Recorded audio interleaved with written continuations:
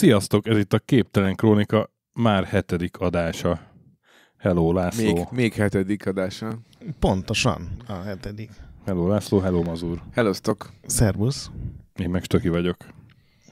Sziasztok. Aki nem tudná, történelmi, de nem feltétlenül történelmi igényességű, vagy Történetírói Legyél történetírói igényességű. Legyél büszke arra, amit csinálunk. Podcastünknek az a lényege, hogy egyikünk felkészül egy témával, ami ilyen apróbetűs téma szokott lenni történelmi könyvekbe, tehát semmiképpen nem Nándorfehérvári diadalról fogunk mesélni például. Nem a mainstream témák, amiket mindenki tud. Ilyen edgy. Edgy? Edgy niche. És a másik két ember pedig nem tudja, mi ez a téma, és hát próbál hozzászólni ennek ellenére. Sőt. Ezáltal felkorbácsolva. A koncepciót a Dollop nevű amerikai hasonló podcasttől loptuk, illetve kaptunk tőlük engedélyt, hogy használjuk.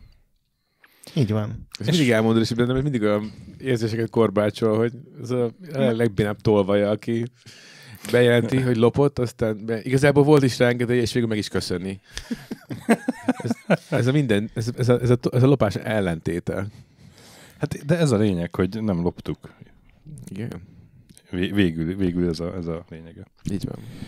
Na, mai témánk, hát én próbálok a magyar kötődésű témáknál maradni, mint azt tőle megszokhattátok, úgyhogy megkérdezem tőletek, tudjátok-e mi az a Zemlja Franca Josifa? Hát nem tudom, de ez valami RPG-ből kivett démonidéző rítus kezdősorának hangzik. Akkor mondom, mert ez a jelenlegi orosz neve, egyébként pedig Ferenc József föld. És tudjátok, hogy ez merre van. Hanem az jó jel, mert akkor ezek szerint sikerült... Az északi sarkon. Sikerült olyan... Na igen. Így szokták elnevezni azokat, hogy az a föld, az a királyról van elnevezve, és megnőtt a birodalom. Közel jársz igazsághoz. Szóval... Csak földet nem látna az északi sarkon, de mégis így hívják. Miért nem akkor már az Ferenc József hóbucka? Közön komolytalan. Igen. Meg akkor bucka lakókról kéne beszélni.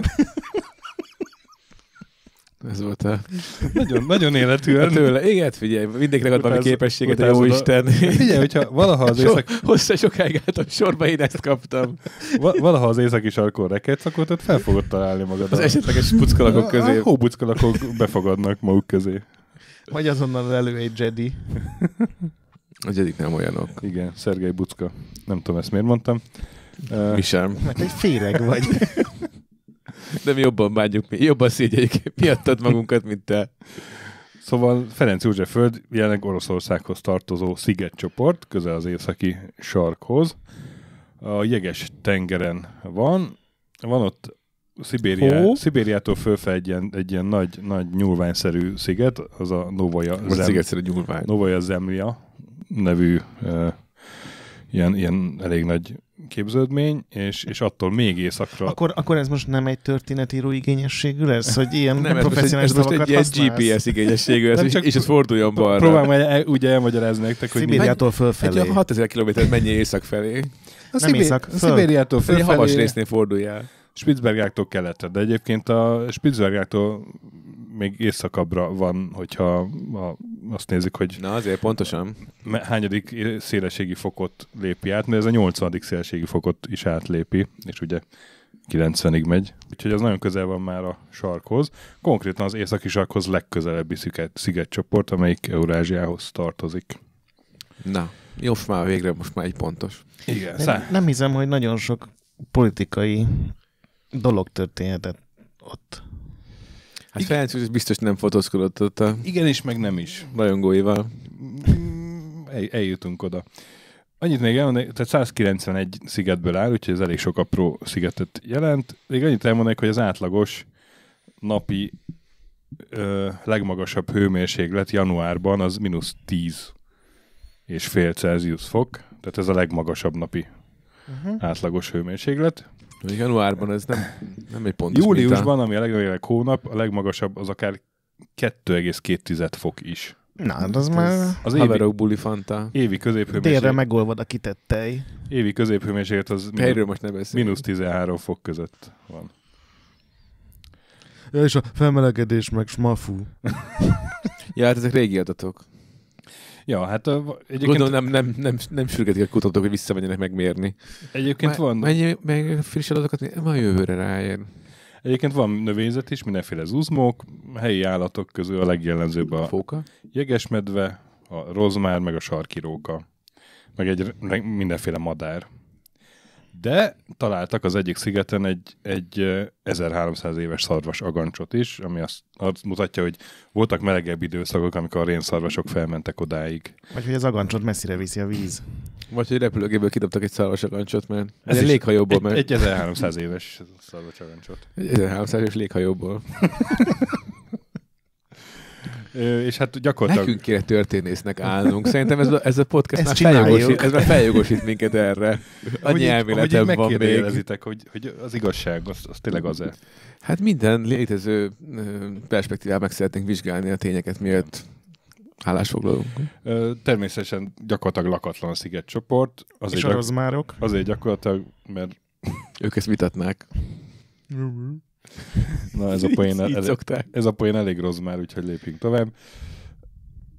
Azért gyakorlatilag, mert egy-két ilyen katonai, meg tudományos kutatási létesítmény van, ahol néha ott tartózkodik egy-két ember, de az oda látogatás az külön engedélyhez van kötve. De szerencsés senki nem akar engedélyt kérni, nem? Nem hiszem, hogy túl lenne terhelve a vízumiroda.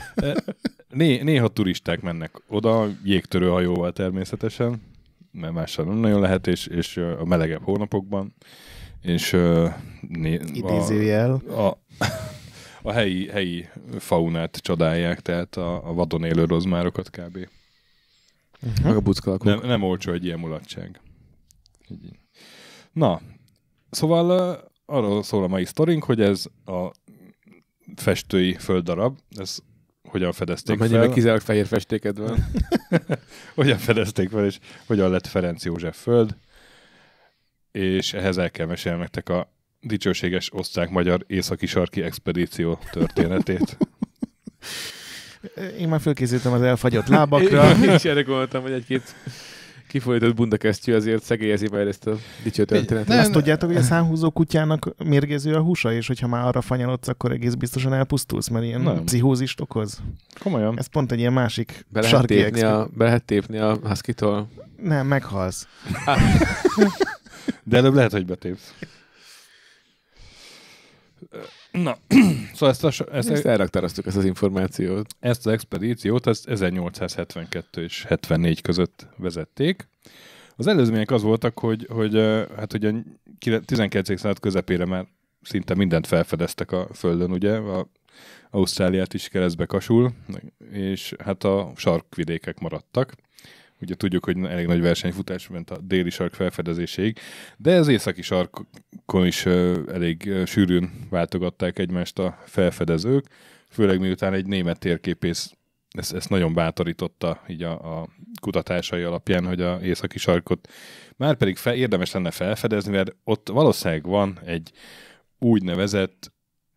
Na, mit hazudott be? Egy kilátó. Egy titkos város? Úgynevezett észak-keleti átjáró, vagyis egy olyan tengeri útvonal, ami az Atlanti-óceánt és a Csendes-óceánt ott fönn összeköti, Oroszország szibériai partvidéke mentén, és hát az nyilván kereskedelmi meg az tök jó lenne, és hát az volt a feltételezés, hogy ez hajózható a meleg hónapokban. Egyébként valóban van egy ilyen átjáró, de tehát, hogy ez létezik valóban, és bizonyos részei viszont évente csak olyan 1-2 hónapig mentesek a jégtől, tehát hát a meleg hónapban. Nem lehet egész hónapban, egész évben hajózni. De ezt akkor még nem tudták, hogy mennyire jeges, és próbálták felfedezni. És hát... Ez mindig jó egyébként, amikor jön egy térképész, és azt mondja, menjetek oda a halálzónába, és fedezzétek föl. És igen, ott volt a térképésznek mindig a szélen, még a Hirby Dragons kategória, és akkor így piszkálta a csőröket, hogy mi lehet ott. Biztos jó, biztos érdekes, vagy biztos nincs annyira nem lehet hideg. Most mennyire lehet hideg? És ott vannak mindenféle ilyen idegen nevekről, felfedezőkről elnevezett képződmények, például a Barents-tenger, ami ott a Spitzbergek, meg a említett Novaja Zemlja között van. Azt például egy Barents nevű felfedezőről nevezték el, aki arra felé mászkált sokat. De a mi szempontunkból akik érdekesek, azok Julius von Payer és Karl Weiprecht. A korabeli újság magyarosan Payer Gyulának meg Weiprecht Károlynak írták itthon, de... Dicső magyar. És aztán Verne Gyula megírta. De valójában ezek nem igazán vagy voltak Maj Károly. magyarok. Majka, rövidebb nevém. Igen. És tehát őket bízták meg a expedíció vezetésével. Kicsoda? Csak úgy? Mert mindjárt mondom. És tettek is egy előtanulmányként egy ilyen tájékozódó előexpedíciót. Prexpedíció. Nagyon jó, nagyon jó. Kibéreltek egy norvég vitorláshajót, és 1871-ben ott hajóztak egyet fölfelé, a 73. szélségi fokig jutottak el. És a Spitzbergáknál nyílt vizet találtak 71 nyarán, júniusban, és azt gondolták, hogy akkor tovább is biztos van jég nélküli víz. Ha itt víz van, mindenhol víz van. Karcsi, ez fassa lesz. Gyula. Toljuk Gyula. Mondhatjuk, hogy nem elégséges mennyiség adatból extrapoláltak. Hát akkoriban minden felfedező valószínűleg. ezzel a módszertannal dolgozott. Na, csak így kicsit, hogy ez a Weiprecht, vagy Karl Weiprecht, az igazából német volt, Bad Königben született 1838-ban, és ő azért volt talán a expedíció vezetője, mert ő elég sok mindent látott addigra. Részt vett az Itália egyesítésért kirobbant háborúban. Ez sokat fog segíteni a sarkkörön. Azt tudni, a jeges hangulatot tud mesélni. 60 és 62 között egy hadihajón szolgált, Ez már aztán egy másik hadihajón. Nem tört az sem.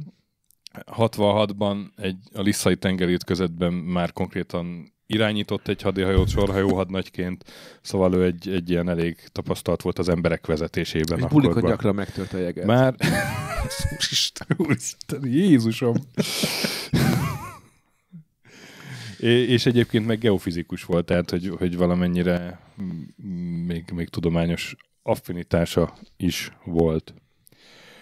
Ezzel szemben Payer Gyula, vagy Julius von Payer, ő Teplicében született. Teplice, tudjátok. Ye olde Teplice.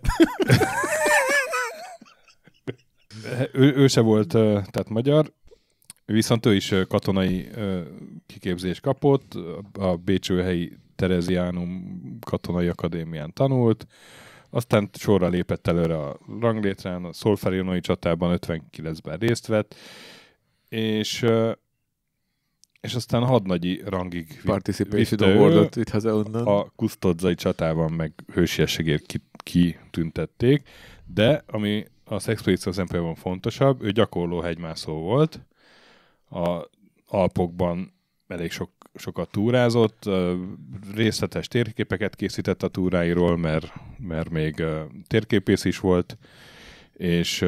Szerintem rólunk sose fog szólni ilyen adás valamikor később. Mi rólunk? Igen, hogy térképész is volt, Alpokat mászott. Hány játékban én már felfedeztem a minimapot, a Fog of War-t eltüntettem. Szóval ő mint ilyen katona per hegyi vezető dual class karakter lett a serpa. Emberként csak multiclass. Egy combat serpa. Az expedíciónak a tudományos vezetője és combat serpa, ahogy mondod. Vagy térképgurka.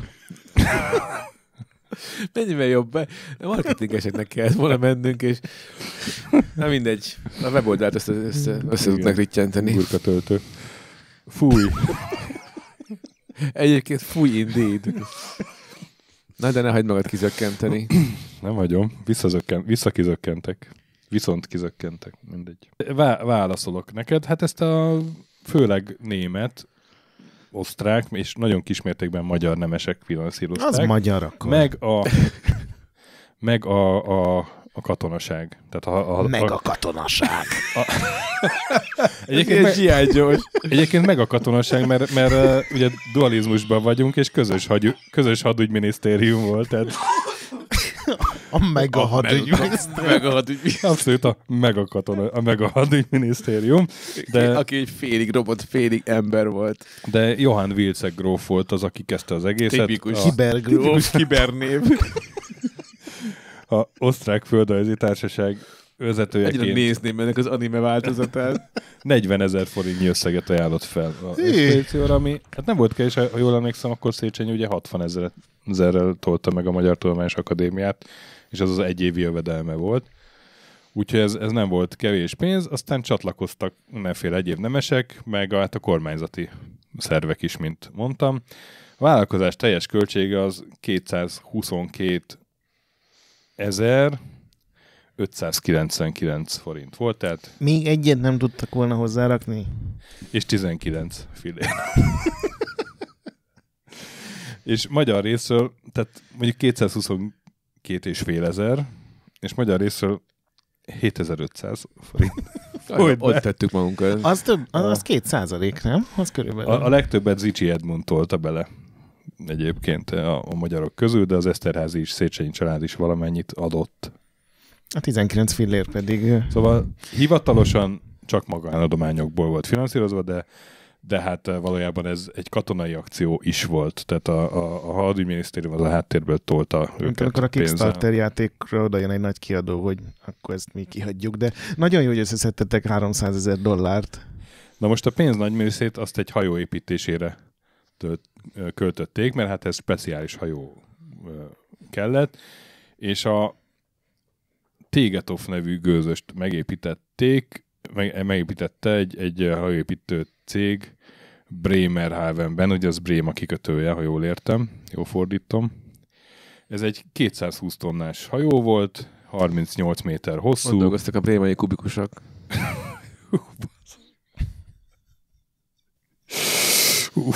Tehát 220 tonnás hajó, 38 méter hosszú, volt rajta árboc is, meg vitorla is, de egy 75 kW-os gőzgép is, és 130 tonna szenet vitt magával a gőzös, ami ilyen 1200 óra hajóútra elegendő mennyiség volt. Tehát, hogy azért, ha nem volt szél, vagy...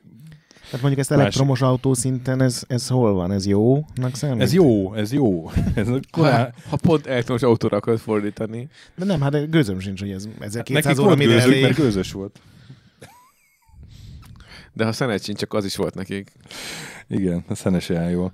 Szenes Andrea. Szóval ez volt a gőzös. A legénység, ugye mondtam, hogy a Payer volt a tudományos vezető, a Vejprecht volt a parancsnok, 24 fős személyzet volt velük együtt, főképp Dalmáciából, tehát egy piros egyenruhás hadnagy, akit az első követésen elvesztettek. Főként horvát tengerészekből válogatták őket. Jól bírják a hideget, már látom. Egy-két olasz és osztrák származású is volt. Volt egy norvég szigonymester, Elling Olaf Karlsen, aki így hát így a helyi viszonyokat ismerte. Meg a szigonyokat. Egy darabig. És az egyetlen valóban... Munkája és hobbija is. Egyébként a szigonymester is egy ilyen D&D special class, nem? Hogy 15. szint után a warrior tud.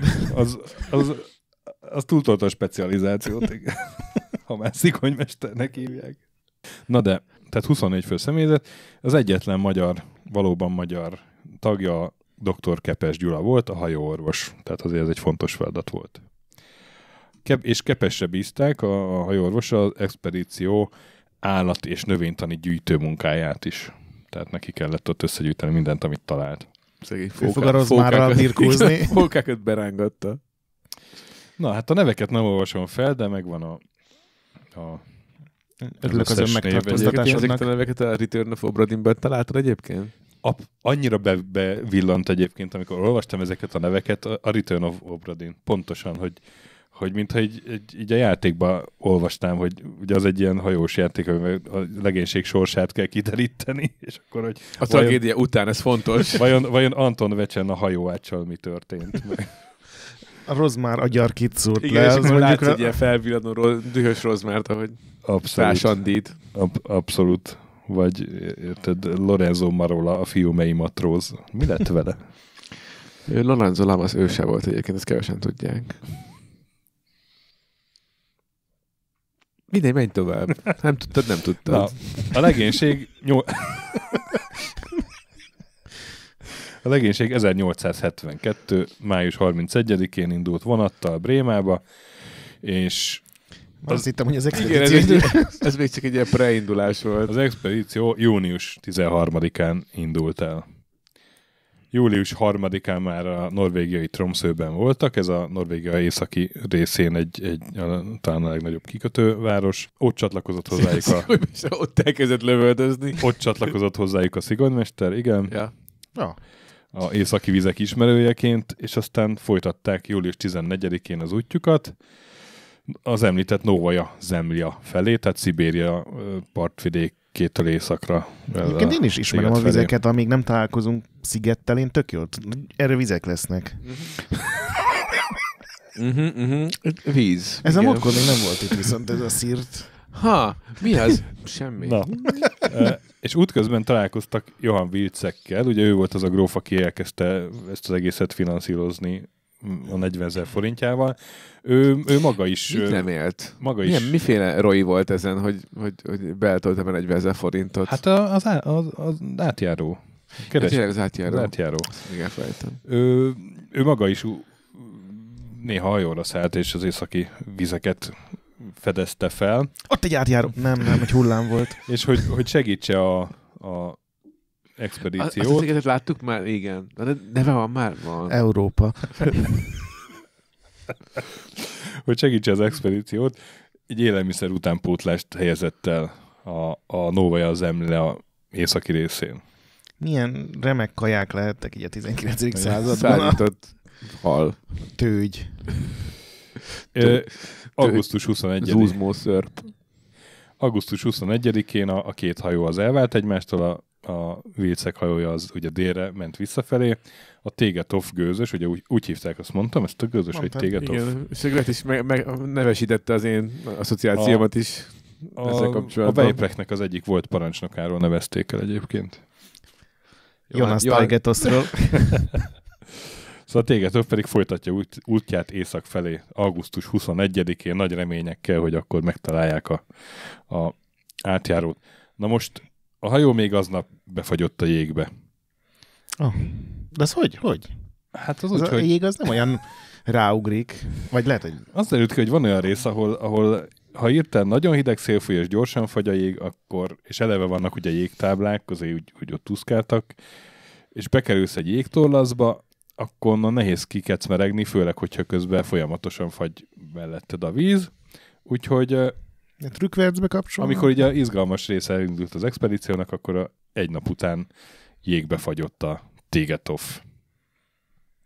A Weiprecht az abban bízott egyébként, hogy ott a térségben felfedeztek korábban egy meleg tengeráramlást, és hogy azzal el lehet jutni úgy az északibb vizeken.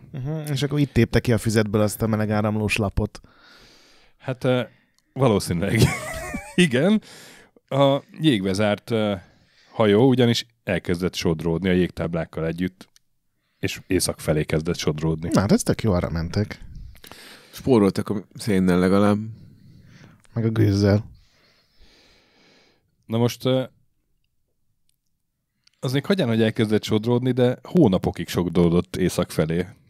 Jó, hát és most... a 80. szélességi fokig sodródott az egész hajó. És közben végig bele volt fagyva a jégbe? Végbe volt fagyva a jégbe. Hát az olyan, lenne ilyen privát strandja a hajónak. Tehát hónapokig ez jégbe volt fagyva ez a hajó. És október 13-án elkezdődtek a lidérc és jégnyomások, mert a jégnyomás nevű jelenség, amikor a jégtáblán mozgása közben kialakulnak ilyen nyomás gyakorlatilag, ilyen feszültség, és akkor töredezik a jégtábla. És ha mondjuk egy ilyen jégnyomás a hajó irányába indul meg, az nem túl jó a hajótestnek. Úgyhogy onnantól kezdve gyakorlatilag azért rettegtek, hogy mikor kell a hajóból kimenekülni, és elkészítettek 2 mentőcsónakot, feltöltötték élelmiszerrel, meg szénnel, és... Szénnel. Hát gondolom fűteni, vagy nem tudom. Tettek rá egy kis kályhát is a mentőcsónaknak? Még nem hülyeség a részik tengeren. Valószínűleg. És tehát készen arra, hogy bármikor azt elhagyják a hajót, hogyha összeroppantja a jég a hajótestet. Na most ez ugye október... És mi volt az a lidérc dolog? Hát ez a lidérc nyomás. sal felérő. Ja, dolga. értem. Ez Szóval ilyen, újságírói ez egy ilyen fordulat. zsurnalizmus volt. Ja, ezért kattintottam. Kösz. Na és az első ilyennél az expedíció tagjai mindent kiraktak a jégre, ami mozdítható volt, ugye szánok, meg mindent, tehát megtették a előkészületeket, hogy elhagyják a hajót, de aztán szerencsére így enyhült a jégnyomás, és nem roppantott össze a hajót. Na most ez még... Tehát egész pontosan semmi nem történt velük. De most ez viszont nagyon sokszor A megtörtént. buligyilkos akarsz tenni, akkor igen, így. Nagyon sokszor meg kellett ezt tenniük, hogy már majdnem. Már megint ki Most kell már vinnünk a tényleg. hintaszéket. És hónapokig ebben a rettenetes feszültségben éltek, hogy jön egy nagyobb jégnyomás, a hajónak annyi, és akkor kész a jégtáblákon kell menekülni azzal, amink van. Na most, hogy még nehezebb legyen a helyzetük, néha volt egy ilyen kis intermezzo, hogy kiraktak például építettek egy kis kunyhót, hogy ott lehessen melegedni a jégen, meg nem tudom, és raktak abba szenet, meg tartalékot, meg hogy onnan könnyebben tudnak akkor majd elmenekülni, és az a kunyhó az például egy ilyen jégnyomásnál egy az egybe eltűnt egy csomó ilyen fával, meg szénnel együtt. Tehát voltak ilyen kis intermezzók. Tovább nehezítette az egészet, hogy október 19-én lement a nap, és február 16-án kelt fel legközelebb, tehát a több hónapig tartó sarkvidéki sötétség, ami ugye ott a télnek a velejárója. Tehát képzeld el, hogy sötétbe vagy sodróc észak felé egy jégbe fagyott hajón, ami igazából bármelyik nap jöhet egy nyomás, ami szilánkokra zúzza a hajótestet. És nem volt északi fény sem. De az volt, az Na, az nagyon szép. Az... Milyen szerencsések voltak, hogy láthatták. Amikor még igazi volt. És hát akkor eljött... Vagy hogy ott hívják fény.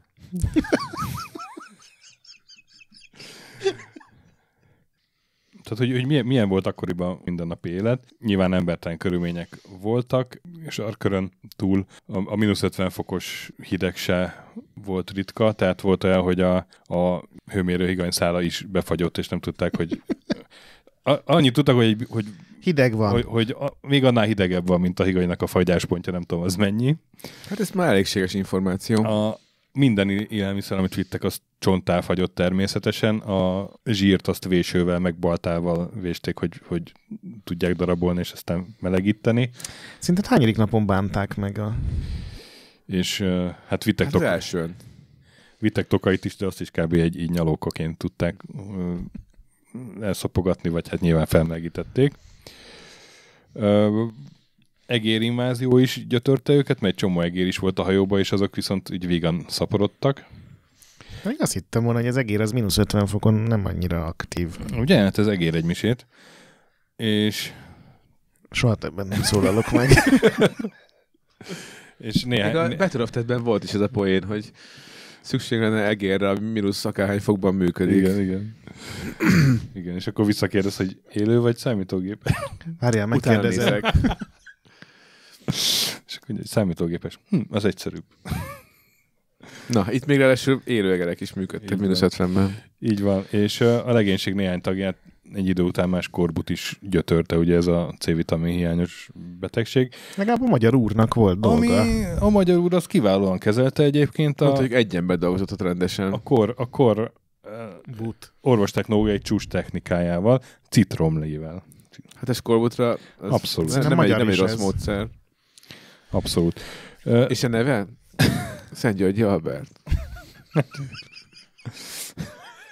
Akkor fedezte fel. Ezt kevesen tudják egyébként.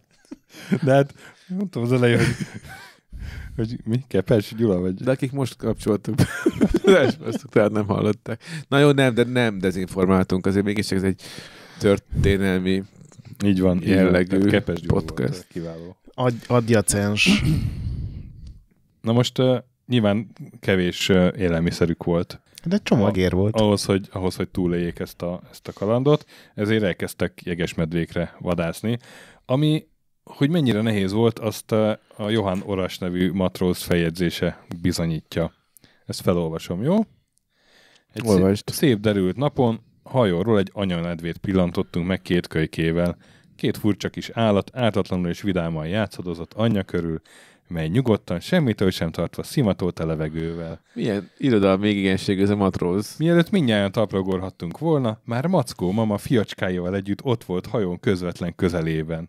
De már ekkor néhány ember a fedélzeten állt, és mielőtt az anyamedve az előtte ismeretlen alakokon eléggé kibámulhatta volna magát, néhány lövést találta a bundáját, 3 utolsó panaszos dörmögést hallatva nem sokára vérben fetrengett. Így plot twist. Igen, vagy kiszámítható volt. Az esetlen és ügyetlen medvekölyköket könnyű volt megfogni, és reméltük, hogy életben tarthatjuk őket, talán haza is vihetjük, hanem örömünk nem tartott sokáig, egy szép reggelen mindkettő megszökött. Igaz, csak hamar észrevettük őket, de már üldözni nem lehetett, kénytelenek voltunk mindkettőt lelőni. Miért? Ugye? Ugye? Mondja már meg. Ez én se értem. Hogy mitől féltek, hogy beköpi őket a többi jeges medvének, és visszajönnek erősítéssel? Riadoztatják a fókákat?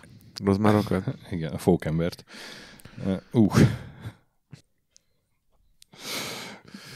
Jaj. Hát bizony. Előbb kell okostak lenni. Ez öncenzúra. Szóval leginkább jegesmedvén éltek, 67 jegesmedvét lőttek le ott tartózkodásuk alatt, és fogyasztottak el. Akkoriban még több jegesmedve volt, mint manapság. Hát 67-tel kevesebb. Így van, a indulások előtt mindenképpen. Na, de hát ha már ott voltak, akkor meteorológiai méréseket végeztek, meg a doktor gyűjtögetett Jéghattyút faragtak. Állatokat. Hógolyóztak vidáman. Kutyaszánnal kisebb-nagyobb utakat tettek meg a Láthatok valamit? Nem.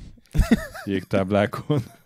Akkor a tiszták megtanították az analfabéta matrózokat írni, olvasni. Ez látszott az előbb, hogy és egész jól sikerült. És hát milyen lőszerük volt bőven, azzal töltötték néha az ügyelőket, hogy üres palackokat állítottak föl, és ilyen célba lövés. Istennek hála a tévéért. Igen. Akkor trendingelt a Ice and Vitagetos. Na most eljött év vége, karácsony. Az vidám lehetett. Mit kérsz karácsonyra? Farag egy kis zsírt. Akkor és húzták egymásnak, kihúzták egymást nevét. Botokból csináltak ilyen karácsonyfa formájú kéződményt, amire ráaggattak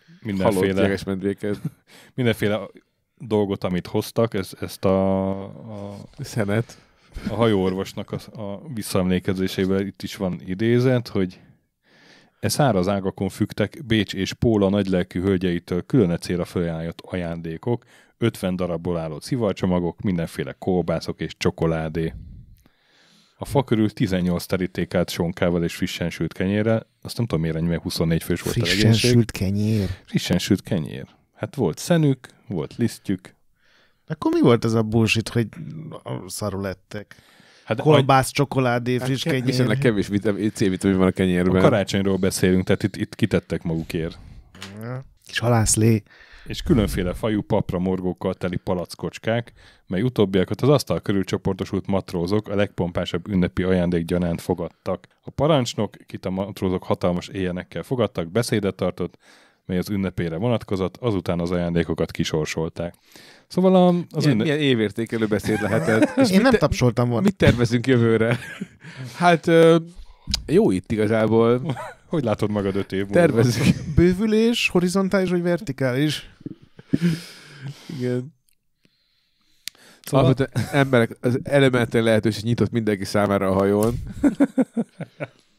Szóval megtartották az ünnepeket, és a szörnyű körülmények ellenére a morál sem volt rossz. Nekem nagyon rossz lett volna a morálom. Nekem is. Ezért nem megyünk mi soha felfedező útra. Eljött 73 nyara, amikor felmelegedett az idő, és próbálták... Akkor 10 hónapja vannak a buliban? Aha, tulajdonképpen igen. Próbálták kiszabadítani a hajót a jég fogságából, és nem sikerült, pedig még ott dinamittal is robbangattak körülötte, de... Még az biztos biztonságos dolog a hajótest körül dinamitozni. Hát próbálták a jeget lerobbantani, de nem sikerült, és hát akkor már annyira északra sodródott a hajó. Úgyhogy hát sodródtak tovább, nem tudtak mit tenni, és körülbelül 1 éve, már több mint 1 éve sodródtak, amikor 1873. augusztus 30-án hajótól északnyugatra szárazföldet pillantottak meg.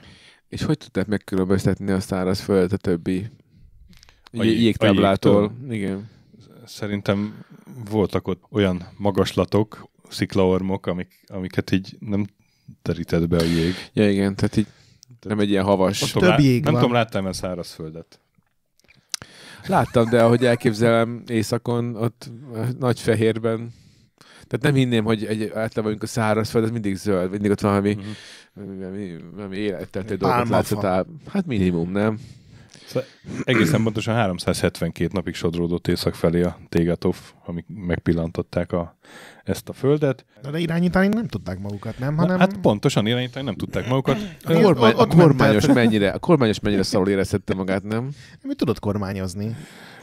Tehát és ő beviette a kormányt a kabinjába, és ott is ide hatékonyan. Aztán jött megint a sarki tél, ugye most augusztus 30-án vagyunk, de az arra felé korán jön, és megint annyira befagyott ott a Tegetov, hogy látták a szárazföldet, de nem tudták nem voltak eléggé közel ahhoz, hogy oda menjenek azért. Úgyhogy még a szilvesztert is úgy töltötték, hogy 1873 szilveszterével, hogy ott jégbe volt fagyva a hajó, ott körbejárták, aztán megállapították, be van fagyva tényleg.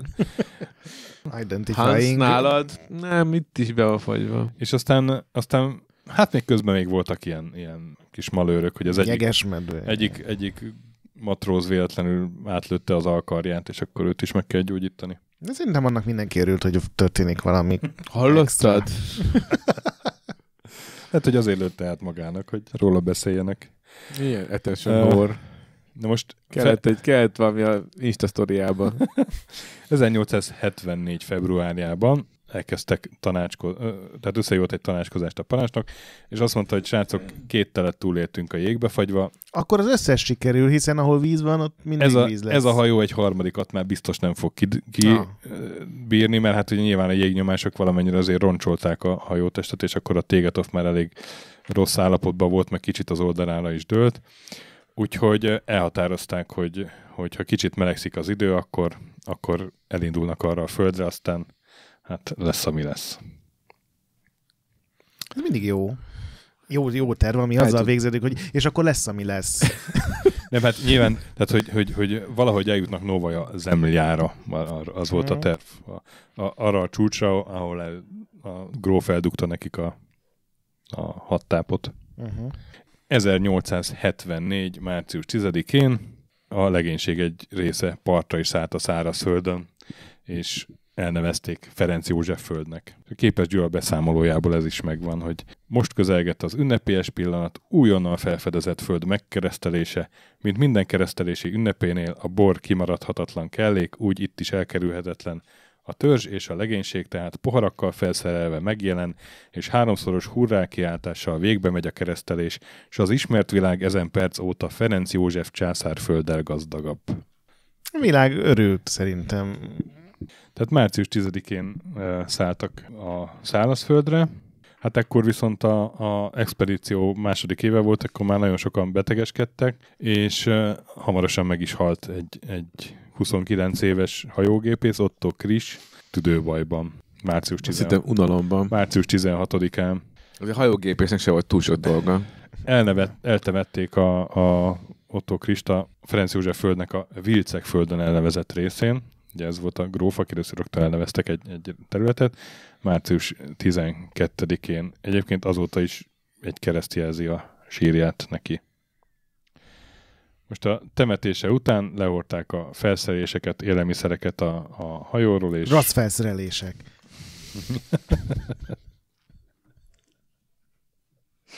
Úristen. Oké. Megindultak dél felé.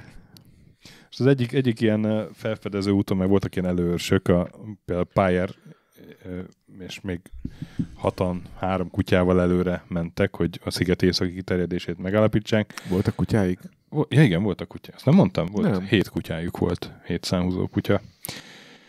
De ott beszakadt alattuk a jég, és beestek egy ilyen jégszakadékba, tehát nem vízbe, de mindenkit ki tudtak menteni igazából. Úgyhogy ez egy szerencsés baleset volt.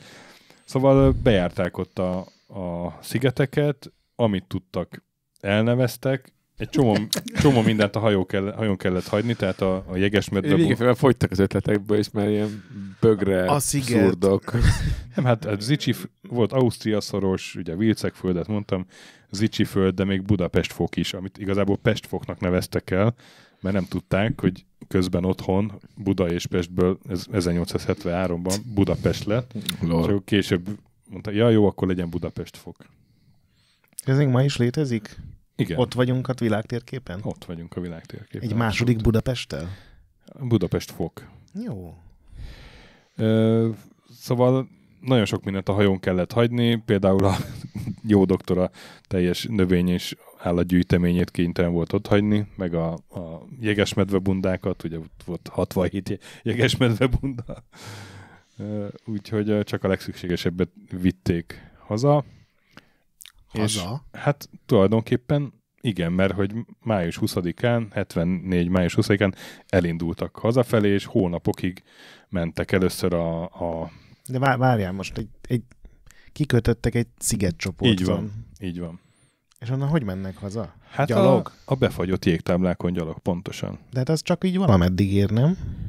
Hát ők bíztak abban, hogy valami lesz a másik oldalon. Ha itt úgyis be van fagyva minden, akkor Nóval az Emláig is be lesz fagyva, és különben is több hónapig tart az út. És hát mire mint egy évük volt arra, hogy tehát megtapasztalják, hogy azért a jég az bizony tartósan meg tud fogni dolgokat. Jó, csak meg hát ahol meg nem volt jég, ott csónak, tehát mind a 3 csónak, ami volt nekik, azt vitték. Tehát, ahol nem volt jég, ott gondolom csónakba mentek. Uh-huh. És szárazföldön meghúzták magukkal, vagy szállították a csónakot. És így még további hónapok keserves munkájával, hát ezt ugye keresztül vergődtek Ferenc József földön, meg aztán délre jutottak Nóval Zemlához, és oda akartak menni, ahol volt ez az élelmiszercsomag, de az áramlás egy sziget másik pontjára hajtotta a csónakot, és hát, akkor... Mi az a még 3 hónap, amíg átmennek? És akkor már nagyon kevés kajájuk volt, meg itt ugye nem voltak jegesmedvék. Leadták a dolgot egymásnak. Abba bíztak, hogy csak találkozunk. Egy meki, vagy valami csak lesz. Valami hajóval, hát akkora mozgolódás itt az északi sarkkör környékén, és szerencsére augusztus 24-én egy orosz bálnavadászhajó fel is fedezte őket, felvette az expedíció tagjait, és 812 napig tartott ez az expedíció. Tehát... És igen, sikeres volt. És a norvégiai Várdőbe vitte őket, ez a hajó, ahonnan meg néhány óra alatt telegráffal értesítették Bécset és Budapestet, hogy megmenekültek. Nem, hogy sikerült a küldetés. Igen, oké, és a átjáró. Na most innen... Arról majd otthon. Innen különféle utakon így haza jutottak, kinek mi volt a haza, és akkor megkezdődtek a beszámolók a expedíciókról. Ezek szerencsére tök jól fönnmaradtak. Egyrészt ez a Julius von Payer írta le nagyon részletesen, nyilván a Weiprecht is csinált egy hivatalos jelentést, magyarul pedig a Képes Gyula fordított le sok mindent, illetve ő maga is előadásokat tartott a Magyar Földrajzi Társaságban, meg a Vasárnapi Újság közölte ezeket. Na most itt a forrásaimat nem mondtam el, de például a Vasárnapi Újság, ami az Arcanumban elérhető, meg ennek a expedíciónak nagyon jó Wikipédia oldal van egyébként, tehát ugye így nagyon sok mindent onnan vettem. De magyarul van? Vagy? Magyarul, és ennek tehát azért látszik, hogy az oldal is olyan forrásokból is dolgozott, amiket magam is megtaláltam, van tök jó Rubikon cikk, meg Indexen is vannak erről mindenféle cikkek így az archívumban, de a korabeli izék azok a Arcanumról vannak. Mi volt az értelme ennek az expedíciónak? Hát az lett volna... Nem, mi volt? Igen. Hát az értelme az volt tulajdonképpen, hogy felfedeztek egy új földrészt. Ezt a szigetcsoportot. Tehát Ferenc József örült.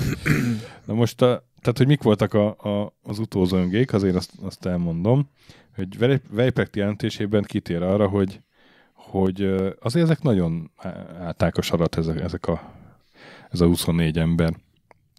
A tisztek és a legénység az utazás egész tartalom alatt mind fizikai, mind erkölcsi tekintetben kitűnőnek bizonyultak. A hideg csak csekély hatással volt rájuk, embereink oly könnyen tűrték azt, hogy néhányan közülük egész ott létük alatt sosem vett magára bunda öltönyöket. Otto meghalt ugyan a hidegtől, de... TBC-től. Mondtuk neki, ne futkározzon pólóban, de hát Otto. Klasszik Otto. Erkölcsi magaviseltük határozottan dicséretre méltó volt, büntetések csak ritkán fordultak elő, legterhesebb körülmények közt sem tapasztaltam náluk, elkedvetlenedést, fegyelem elleni kihágások nem fordultak elő. Akkor miért volt büntetés? Lámpa volt, és nem beszélgettek, vagy mi volt? Elemlámpáztak, bejött a tanár. Istenem. Igen. Na most a hazaérkezésük után nyilván nagy nyilvánosságot kapott a beszámoló, és a világtörténelemnek egy korábbi számában találtam egy cikket, ami kitér arra, hogy milyen média háború volt így az egészköt, mert hogy német nemzetiségek vezetésével történt az expedíció, úgyhogy az osztrák sajtó az teljesen oda volt, és kihangsúlyozta a bécsi sajtó, hogy csak osztrák-német vezetéssel lehetséges sikerre vezetni egy ilyen több nemzetiségű expedíciót, és akár a teljes monarchiát, ha már itt tartunk. De ez nem lett sikerre vezetve ezek. Tehát az, hogy túlélték, majdnem mindenki túlélte, az nem egy siker. Sikerként tárolták. Ezzel szemben Prágában, akkoriban ugye a dualizmus volt, de nagyon szerettek volna a csehek egy trializmust, ami nem jött össze. És a trialista kísérlet kudarca után a prágai újságok értelmetlenek nevezték az ünneplést, az egész expedíciót bohózatnak, tudománytalannak, eredménytelennek, mesterségesen túlértékeltnek. Pedig majdnem mindenki visszaért. és majdnem megtalálták, amit kerestek. Egyébként a bécsi katolikus konzervatív sajtó is bírálta a felhajtást, és azt mondták, hogy hát ez az alulművelt tömegnek a szórakoztatása, és nem a szomjazó tudásvágy miatt parádézott az utcán. Mit szóltak volna ezek, bazd meg a Twitchhez, meg a Bors Online-hoz. Nem tudták ezek. Amit mindenki nagyon kiemelt egyébként a parancsnokok közül, az a magyar Kepes Gyula hajóorvos teljesítménye, hiszen az tényleg egyetlen egy embert vesztett el a 2,5 év alatt az expedíció, és az 4%. Igaz, ezt félrekezelte, de... Annyi citromlét nyomott le a torkám. És rettenetesen túllogosította. Na most az egy érdekes dolog, hogy Ferenc Józsefföld messze volt attól, hogy érdemes legyen, vagy felmerüljön az igény, hogy az legyen magyar gyarmat. Bennem bármikor felmerül az igény, legyen valami magyar gyarmat. És hát eleve egy olyan vállalkozásról van szó, még sokkal inkább volt osztrák, mint magyar, tehát már csak ezért se lehet magyar gyarmat. Mert ugye van egy ilyen tévhit, hogy magyar gyarmatunk volt északi sarkon, de hát igazából nem Ferenc József nem tartotta ezt fontosnak, vagy ő annyira nem vett részt az ilyen kolonizációs versenyben, hogy ezt így fontosnak még rengeteg jeget termelhettünk és volna ki. Nem is gyarmatszerzési akció volt, meg akkor azt gondolták, hogy... Gletschervízben milyen finom ásványvízünk lehet. Azt gondolták, hogy ennek semmi praktikus haszna nincsen ennek. Tényleg azt gondolták? Ezért buligyilkosok. Darabnak. Pedig hát ott vannak... Jegesmedvék. Nem olyan sok már. Úgyhogy maradt az ünneplés, és egyébként a Edward Strauss, akkor egyik kiemelkedő zeneszerzője írt egy Weihprecht Payer March néven egy ilyen jégszonáta. Egy zeneművet. Na és akkor már csak annyit hadd meg, hogy mi lett velük. A kórusmű szövege. Jég. Több. Mennyi jég? Az expedíció vezetőit, meg kulcs embereit az több város díszpolgárává választották. A Weihprecht az támogatta, hogy állandó északi sarki kutatóállomás legyen, tehát ő elkezdett így ő szerette volna intézményesíteni az északi sark kutatást és az ott létet, aztán ő 1881-ben meghalt tuberkulózisban elég korán, úgyhogy ő már nem vehetett részt például 1882-83-as nemzetközi sarki év projektjeiben. A Payer Gyula, ő 77-ben megházasodott, egy elvált asszonyt elvett, házasságból 2 gyerekük született, és festészetet kezdett tanulni, és nagyon-nagyon jó festő lett, többek között Munkácsi Mihály tanította. Kiállításai voltak Párizsban, Münchenben, Berlinben, Chicagóban. 1890-ben elvált a feleségétől, és visszatért Bécsre, ahol festőiskolát alapított hölgyek részére. Nice. Az smooth. Micsoda plaja. Mindig halk jazz szólt, utána viszkit szolgáltak föl. 1800 Bedobott egy Demis Roussos CD-t, aztán leheveredett a egyetlen megmentett jegesmedve bőrre a kandalló elé. Egy Barry White-ot. Barry White-ot tényleg. Fessetek rá, mint egy francia hölgyet.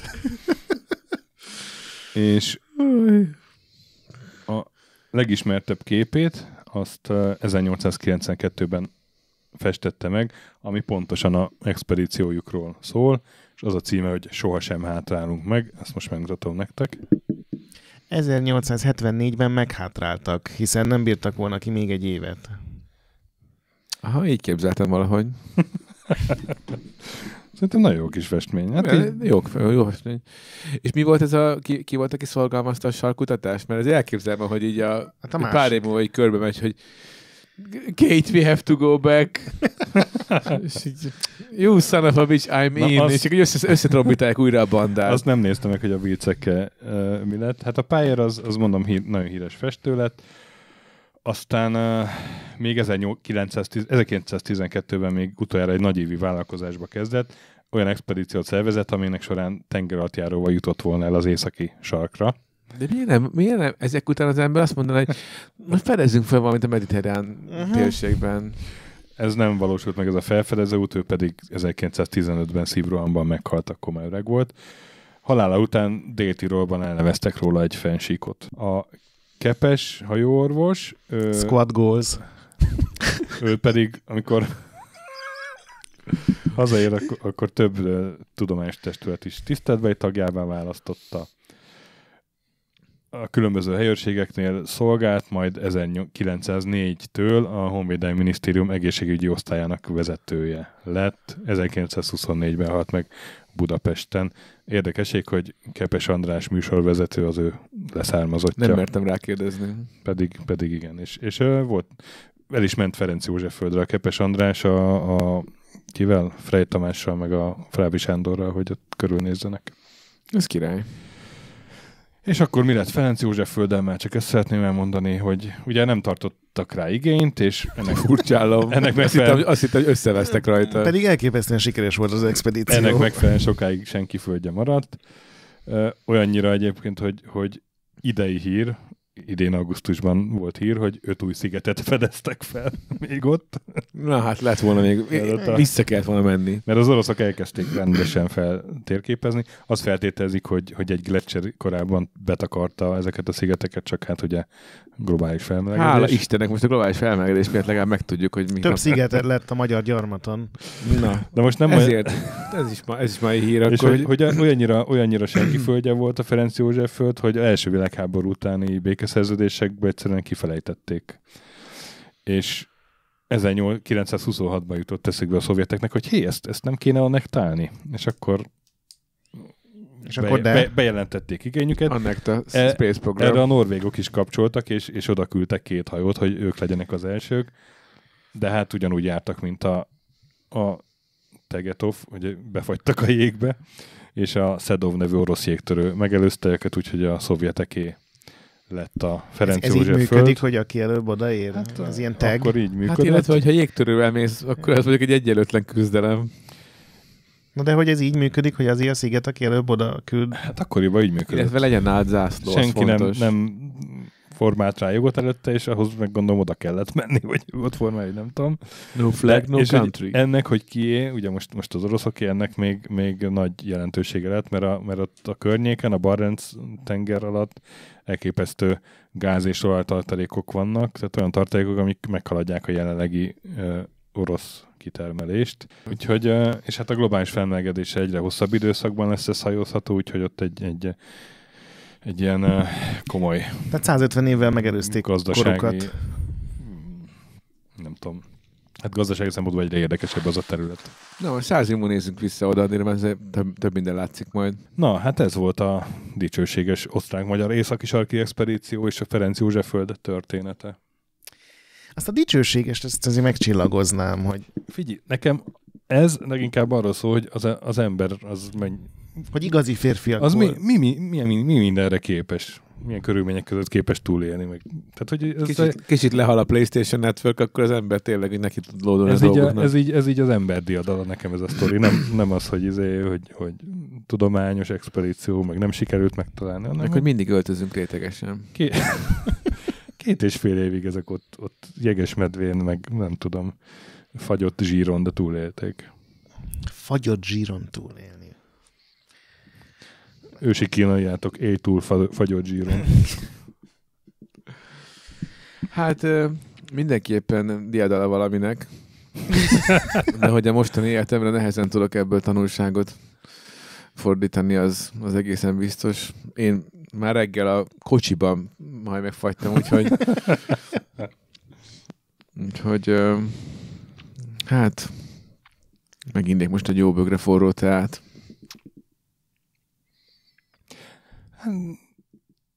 Ezzel hagyunk itt benneteket, kedves hallgatók. Ígyatok meg ti is egy jó bögre forró teát, és közben gondoljatok a 24 emberre. Plusz ránk. Ja, meg erre a 3-ra.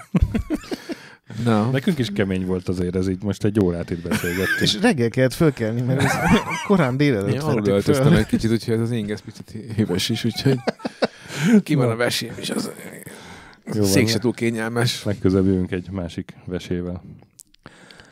Vese vátka. Sziasztok! Sziasztok!